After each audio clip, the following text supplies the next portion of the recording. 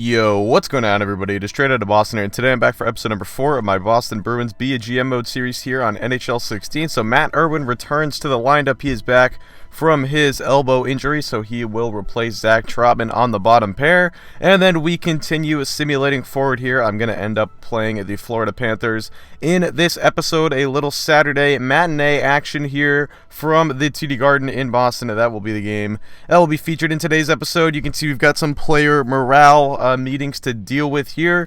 And I forgot to include the standings in the statistics so far up to this point of the season in this episode. That's something I want to do before each game that I play in these episodes. So I apologize on that, but those will be in the videos from now on, or at least I'll try to remember to include them in the videos from now on. But we enter this game 10-15-2, and the Florida Panthers are actually the only team we're ahead of currently in the Atlantic Division. So a couple of cellar dwellers here battling it out on the TD Garden ice here. Like I said, a little Saturday matinee action here from Boston, Massachusetts. And here we go. Game is underway. Good shot down the ice. Louis Eriksson's got a chance at this one. He picks it up, goes behind the net, sends it in front, but that one could not be filtered through cleanly. And a good breakup by the Florida defense now later in the first. It's going to be a slap shot opportunity on Rask, but he makes the save. And Tuukka Rask, you won't see it much in this first period, but he had a really big game today, and you will see that by the end of it. But here we're going to go on the power play after that would be a penalty called on one of the Florida Panthers. And then Krug brings this one in, and he gets tripped, and they're going to call a penalty shot.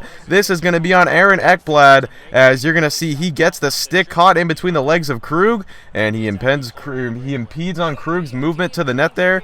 And now Torrey Krug will have a great opportunity to put the Bruins up 1-0. Coming up the right side, wrister score! Puts it past the goalie Luongo. Torrey Krug with the snipe on the penalty shot. Goes far side and makes it 1-0 Bruins. Now later in the first, about 3 minutes to play, it's Brad Marchand coming up. He's going to split the D with the between the legs deke, but like an idiot there, I didn't even expect to get that deke off, so I just fired it right into the pads. But later in the first, Chris Kelly is going to get a penalty, or he's going to draw the penalty. That would be a tripping call. So we're going to go on the power play once again here, under a minute to play in the period. That one's going to be intercepted but kept in by Krejci. Shot on net, tipped by Pasternak, but a good reactionary save there with the pad from Roberto Luongo. Now early second, still on that same power play. It's Pasternak with an opportunity, but that shot is saved by Luongo. Gets the puck back, but we would do nothing on that power play. But here comes Krug to the front of the net. Almost got that one around the goalie Luongo, but a good defensive play. I think somebody got their stick in there on that one. I remember looking at the replay. I didn't put the replay in this episode, though, or in this video. Here's Petrovic coming up on the rush. Good glove save by Rask. He'll hang on to it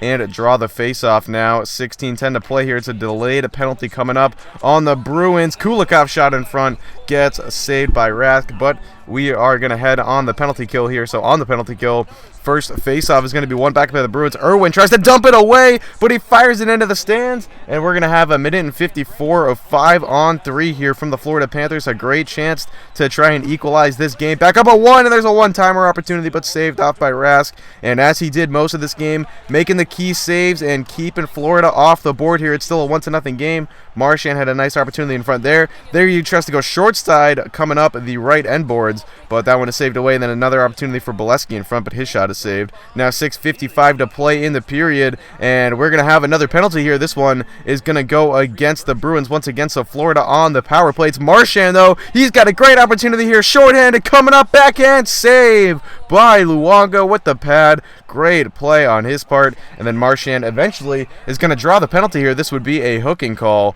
So after some 4-on-4 time, we're back on the power play here, but it's Florida controlling the puck in the Bruins' end here. Bustad keeps control of it behind the net and then gives it in front to Quentin Howden, who puts it by Rask and ties this game up at 1. Florida is finally on the board. It came shorthanded, but that was a really impressive play by Bustad, in my opinion at least, controlling that puck. And then this was a filthy pass. I don't think anyone on our team expected that to go there. Even Adam McQuaid, who probably should have picked up Howden there, did not expect that pass to be made. So now 1:22 to play in the second. It is going to be a nice save by Rask once again, but he gives it up, and he's going to have to make another save. Sprawling post to post there. Howden almost had his second, but Rask with the save. Now early in the third period. It's Louis Eriksson bringing the puck up. He's going to look across crease, but Bergeron jams that one into Luongo's pads, and we remain knotted up at 1. Now a nice move by Krug gives it up to Pasternak, but he gets bumped off the puck very easily by Brian Campbell there, and that is a part of Pasternak's game that he's going to have to get better at,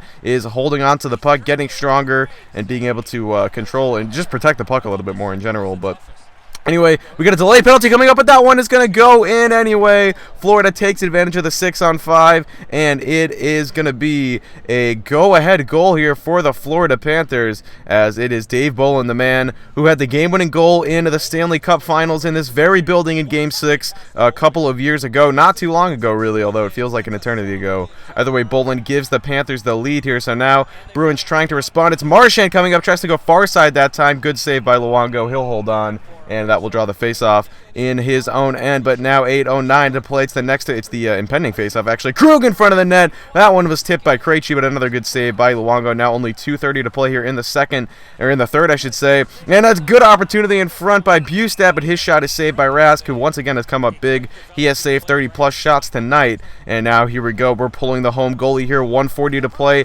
It's Seth Griffith trying to control the puck. Dumps it around the end boards to Bolesky. In front, score! Matt Bolesky ties the game up at 1. Coming around the net, going short side high, and he gets it by Luongo, who gives up the game-tying goal with just 1:16 to play. Impressive play by Matt Bolesky, as he just gets the puck behind the net and then comes back in front. Luongo comes off of that post, but Bolesky realizes it in time and fires it right by him, makes it 2-2. Now 20 seconds to play here in regulation. It is the Panthers controlling the puck once again. Bustad trying to create another opportunity, but a good save by Rask, and then we would go to overtime here as time expires in regulation. We are still knotted up at 2. The Panthers and Bruins are headed for overtime here from the Garden. You can see the Panthers out shooting Boston 37-28 so far, but the time on attack not too different. But still, whenever you see a discrepancy like that in these shots on goal, you can credit your goaltender, and we should certainly do that with Rask here today. Bergeron gets this puck behind the net, comes out in front and scores! Short side once again. Luongo, apparently proving to be a weakness of Luongo, is that short side little spot there, although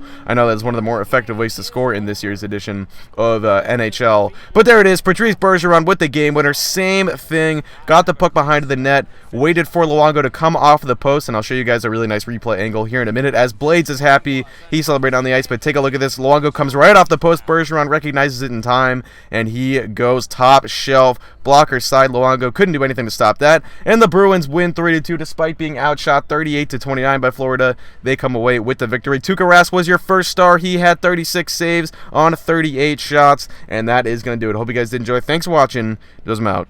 Peace.